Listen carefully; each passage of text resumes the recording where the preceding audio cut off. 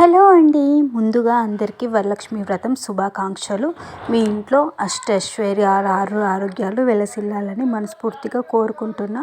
ఈరోజు వంట వచ్చేసి ఈరోజు వ్రతం కదా పరమాన్నం చేస్తున్నా. దానికోసం ముందుగా ఒక పావు కప్పు పెసరపప్పు తీసుకొని వేయించాలి. దానిని ఒక బౌల్లోకి తీసుకోండి.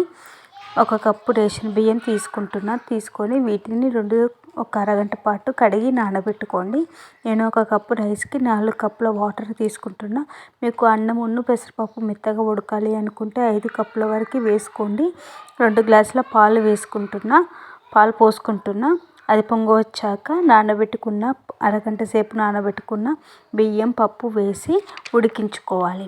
అది ఉడుకుతున్నప్పుడు పక్కన ఇంకొక గిన్నె పెట్టుకొని ఒక కప్పు రైస్కి 1.5 కప్పుల బెల్లం తీసుకుంటున్నా. తీపి ఎక్కువ వద్దు, తీపి కొంచెం ఎక్కువగా ఉండాలి అనుకునే వాళ్ళు 2 కప్పుల బెల్లమైనా తీసుకోండి. దాంట్లో అర గ్లాస్ వాటర్ పోసుకోవాలి. అది బెల్లం అనేది మొత్తం కరిగాక దానిని ఏమైనా డస్ట్ ఉంటాయో చూసి వడగట్టుకోండి. నేను వడగట్టుకోవట్లేదు, నాకు బాగానే ఉంది. ఇది తీగపాకం రావాలి. తీగపాకం వచ్చేదాకా మరగబెట్టుకోండి. ఒక 5-10 నిమిషాలు వీడియోలో చూపిస్తున్న విధంగా రావాలి. ఇప్పుడు స్టవ్ ఆఫ్ చేసి ఇది బెల్లం పాకాన్ని పక్కన పెట్టేసుకోండి. అన్నం మెత్తగా ఉడికాక బెల్లం పాకం అందులో వేసుకోండి. అందులోనే ఇలాచి దంచి అయినా లేదా మిక్సీ పట్టుకొని అయినా వేసుకోవచ్చు. ఇది నైవేద్యం పెట్టడానికి చేస్తున్నా కాబట్టి కొంచెం పచ్చకర్పూరం వేస్తున్నా.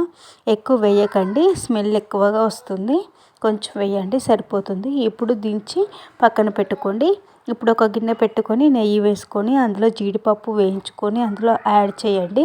అంతే, నోట్లో వేసుకుంటే కరిగిపోయేంత కమ్మగా ఉంటుంది పరమాన్నం. నచ్చితే లైక్, షేర్, సబ్స్క్రైబ్ చేసుకోండి. మా ఛానల్తో కలిసి ఉండండి.